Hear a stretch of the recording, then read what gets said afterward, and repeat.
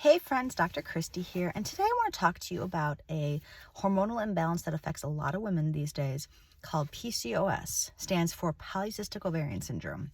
Now, first and foremost, it's my perspective that this is a newer-ish diagnosis in the last 20 years or so, and it's really come from essentially a hormonal imbalance, which oftentimes is driven from blood sugar imbalances and insulin resistance. Now, there are many women who are affected that don't have these kinds of conditions, and then there's another hormonal imbalance at play. But for this particular video, I'm really going to be focusing on that particular one that tends to come from that insulin resistance or blood sugar mismanagement.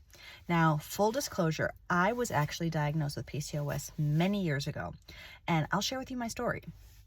So I think I was around 26 years old or so, and I was on the pill for like 6.5 years or something, and I was actually in chiropractic school, and one of the instructors that came in, and he had specialized in women's health in a holistic fashion, he came in and did an entire lecture on women's health for the class that one day.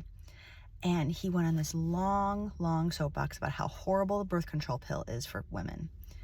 And at the end of it, he basically just said, it's horrible for women. I highly recommend none of your patients ever get on the pill. And for any women in the room, don't be on the pill either. And that was his mic drop, and he walked off the stage. I went up to him after class and I said, okay, we all know the pill is not great for women, right? It messes up your hormones, etc. And I asked him, I looked him straight in the eye and said, at what point do you see it being like really bad? Is there a point in your experience in your career that after X amount of years or this much time, it becomes really bad for people? Without blinking, without knowing any of my history, he said 7 years. I looked at my watch and was like, okay, I'm coming up on that 7-year mark pretty quickly here. And my husband and I were in a good space in our marriage, even though we weren't interested in having a child right then and there until I had finished school. I said, okay, I'm going to get off the pill. Not really good for me right now. I got off the pill and I had 3 normal periods and stopped menstruating for an entire year. Not normal for someone who's in their mid to late 20s, right? So at that time, I went and had my regular gynecological appointment. We talked about it. They ran a bunch of tests and they declared that I had PCOS. I had cysts on my ovaries, but that was kind of it. Cysts on my ovaries and irregular cycles. My testosterone levels were normal. My hemoglobin A1C was normal. And yet they felt that I had this disorder. So their suggestion at the time was to put me back on the pill to regulate my cycles and put me on metformin, which is a diabetic medication or for insulin resistance.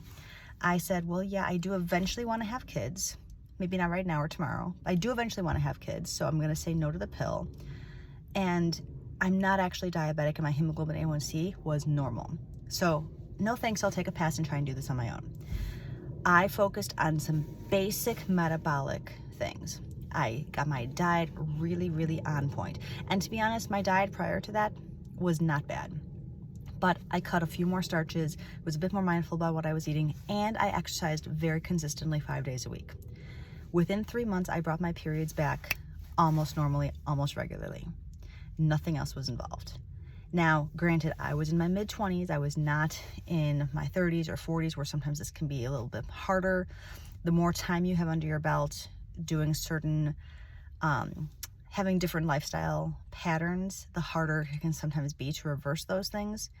But because I was generally healthy and my system just needed to recalibrate, the birth control pill was what messed me up. Other times it could be diet, it could be other exogenous hormones that you're taking in through, whether it's dairy products or growth hormones through your meats if you're not getting organic and grass-fed products.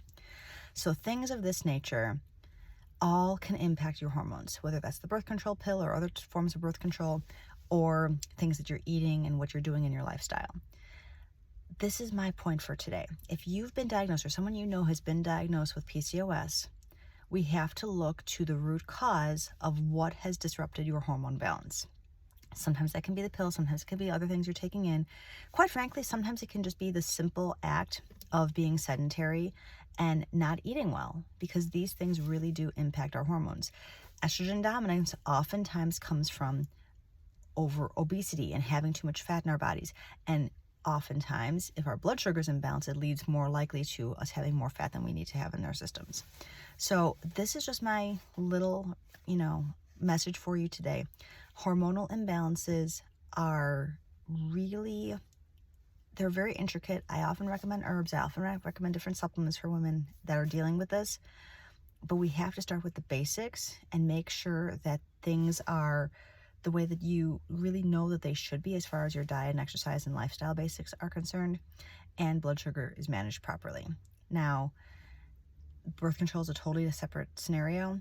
However, when you have a hormone imbalance, it can impact so many other things. It can impact your mental and emotional health.